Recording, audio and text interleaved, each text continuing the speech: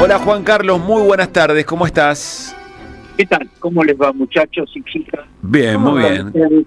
Te escuchamos con alguna dificultad, no sé si es el lugar en el que estás o es la línea. A ver.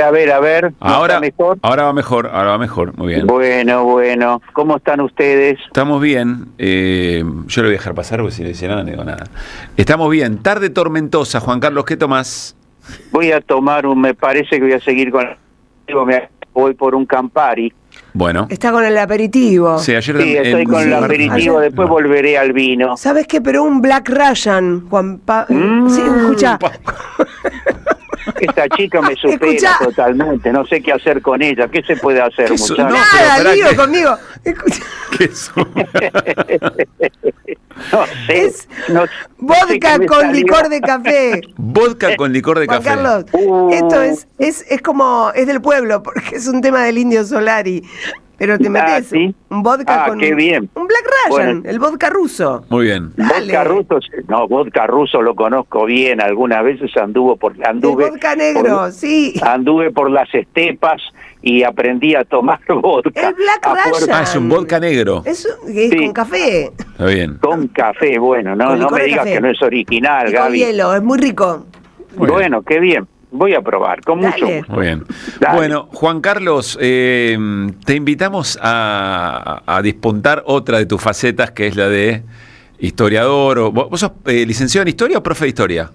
Profe, graduado de filosofía y letras, Muy bien. profe. Bueno, tu perfil profe de historia.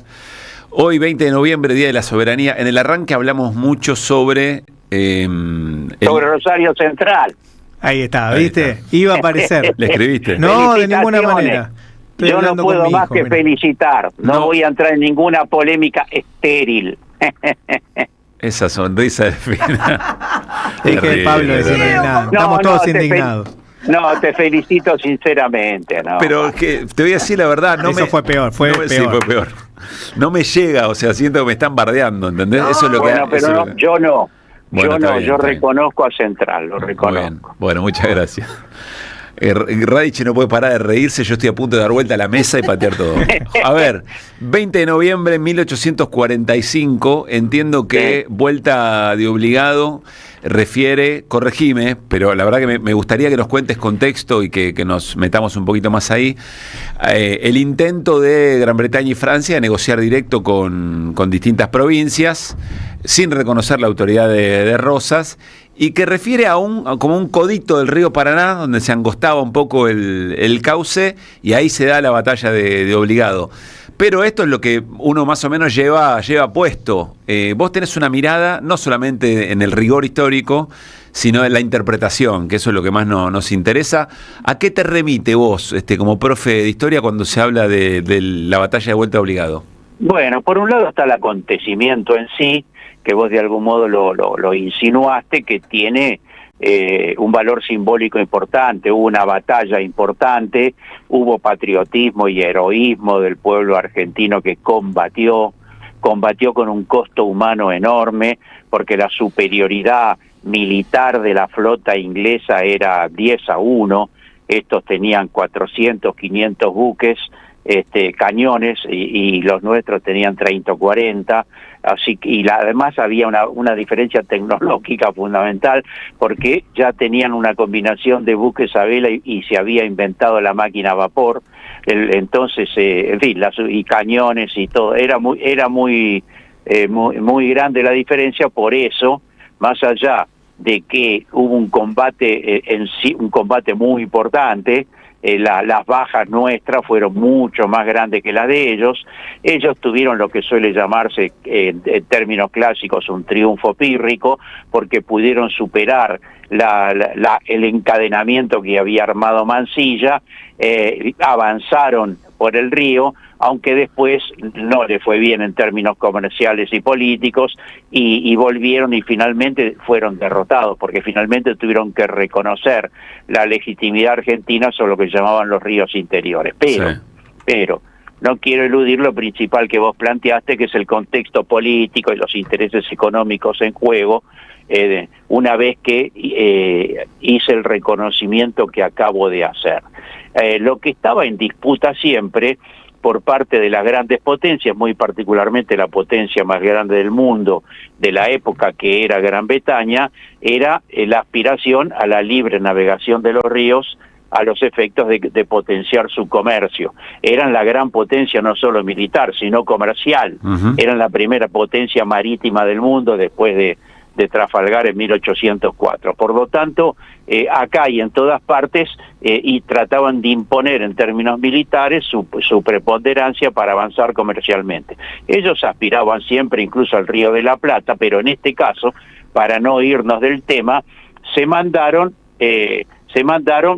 por el Paraná a los efectos de avanzar con su flota llena de mercaderías, porque yo mencioné a la flota militar, pero tenían 80, 90 buques cargados de mercadería y se mandaban, su aspiración era avanzar hacia Santa Fe, Entre Ríos, Corrientes, en fin, el litoral, y ahí abrir un paso comercial, sin ningún tipo, por supuesto, de aranceles, ni aduanas, ni nada. Claro. Ese era el objetivo. Ahí había entonces una situación, yo diría inevitable, entre quienes dominaban el puerto de la ciudad de Buenos Aires, que era la clásica, yo diría, burguesía portuaria que venía desde la colonia y que subsistió después y que se mantenía con Rosas, en asociación ¿con quién? Con los exportadores. Los exportadores eran los estancieros y los ganaderos. En primer lugar, bonaerenses, entre los cuales el segundo principal terrateniente y estanciero era Rosas, el primero era su primo Anchorena, y otros terratenientes de lo que denominamos Pampa Húmeda, de Córdoba, de Santa Fe, y todo eso pasaba por Buenos Aires. Por lo tanto, y eso incluso después fue Caseros, que Caseros también era la disputa entre el litoral, además de la cuestión política, de unitarios federales, de todo lo que había habido durante todo el gobierno de Rosas, que nos lleva a otro problema, que es ese gran enfrentamiento de poder político y cultural. Pero en el fondo también Urquiza representaba a los intereses del litoral frente a los del puerto de Buenos Aires y los terratenientes de la provincia de Buenos Aires. Pero lo cierto es que, creo yo, como para sintetizar, pero dejar planteado este fenómeno, yo diría, económico, lo cierto es que los ingleses eran la potencia comercial más importante que había en el puerto de Buenos Aires. Lo que no aceptaban esos terratenientes, y muy particularmente Rosas, era una suerte de ocupación del territorio, del Estado Nacional. Eso era rechazado y fue rechazado, ¿no es cierto? Y creo que eso es una conducta que ya venía desde otros bloqueos, porque hubo otros dos, hubo uno en el 38 también, durante el gobierno de Rosas. O sea, es ese matiz de la expansión, yo diría, colonial, que en aquel entonces podríamos decir del modernismo, del capitalismo expansivo, no era aceptado acá desde el punto de vista territorial. Más allá de que sí era aceptado la hegemonía comercial de Inglaterra en el puerto de Buenos Aires, fundamentalmente, y no en otros puertos. Claro, entiendo. Más allá de las diferencias, los contextos, lo que pasaba geopolíticamente, cuál era si vos querés, la teoría y la práctica dominante en ese momento de las relaciones internacionales y el comercio, la división de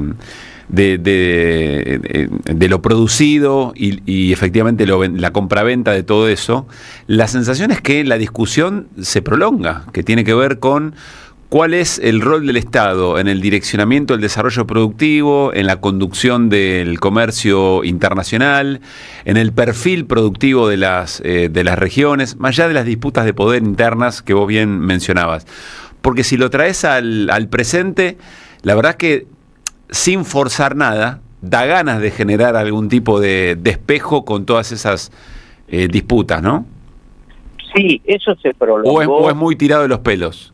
No, para nada, porque en definitiva la potencia imperial que era Inglaterra luego declinó después de la Primera Guerra Mundial y pasó a ser Estados Unidos. Lo último, yo diría, el canto del cisne de Inglaterra fue el pacto Roca-Runciman, que lo hace con una oligarquía nuestra sin ninguna vocación nacional, y bueno, y hacen ese pacto que es la entrega con 300 artículos que le levantan todo tipo de protección y con todo tipo de condicionalidades.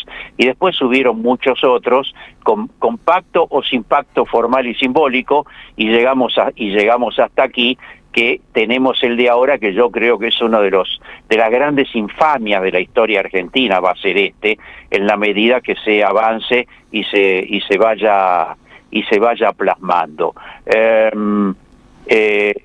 Este es, yo diría, el eje que se ha mantenido. En todo caso, el episodio del 1845 es un episodio violento y militar, de invasión y de intervención militar, que genera la reacción y el enfrentamiento de carácter militar, y siempre eso tiene un significado histórico y simbólico muy potente, muy poderoso, por eso se prolonga hasta aquí.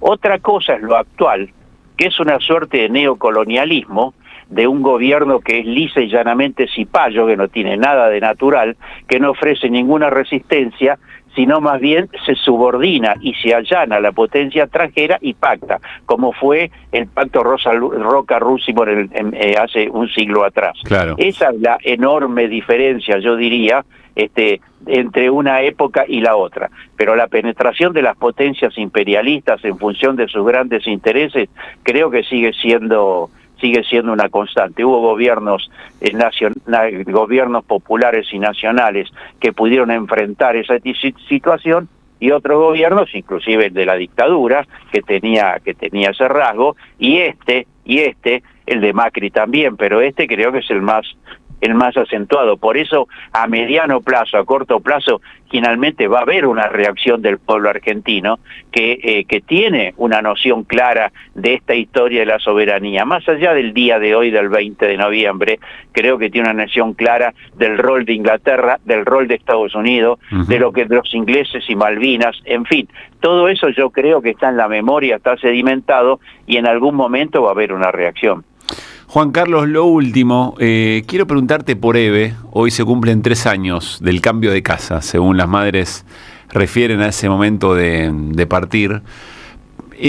No quiero caer en qué diría, qué haría Eve hoy. No quiero preguntarte eso, me parece que limita mucho la reflexión, pero sí, vos la conociste, pero no solamente la conociste, sino que sé que para vos es una figura muy, muy emblemática. Cada vez que arrancamos el cafecito nos decís cómo andan en la radio de Eve.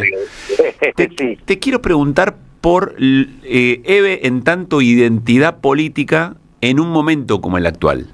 Esa reflexión te quiero pedir. Sí, es interesante lo de un momento como el actual, y yo diría, no sé si es muy forzado, que tiene relación con lo que veníamos conversando, ¿no? Porque es un momento de fuerte avanzada de los sectores de ultraderecha, de derecha, yo diría de los poderes dominantes, para simplificarlo, ¿no? Y Eve, si algo tuvo, entre tantas cosas que debemos rescatar de su lucha, de su personalidad, es la firmeza notable, y yo diría incluso el optimismo frente a los poderes dominantes, no solo en las épocas de avance, sino en las épocas de derrota.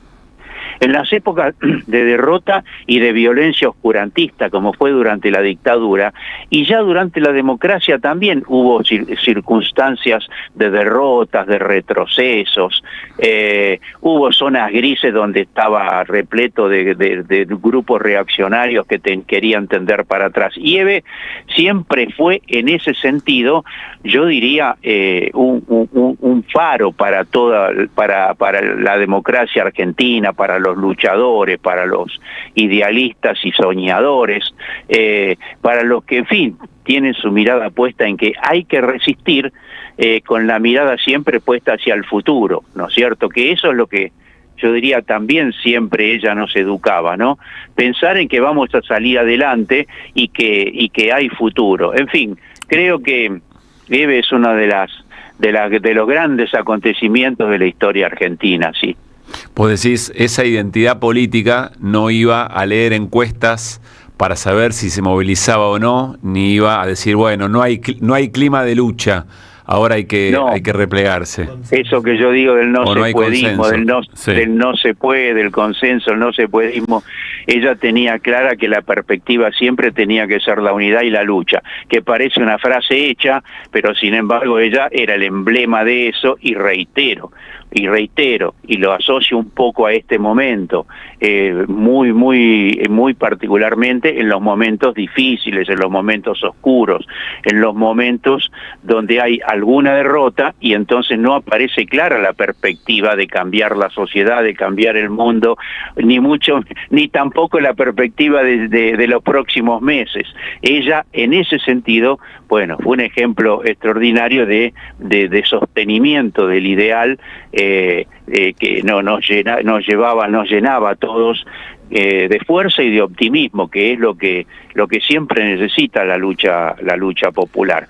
Yo siempre digo, la radio debe, por supuesto lo digo por amor, por cariño y deliberadamente, porque me interesa ratificar nuestra identidad y la identidad de todos nosotros y de la radio con EVE.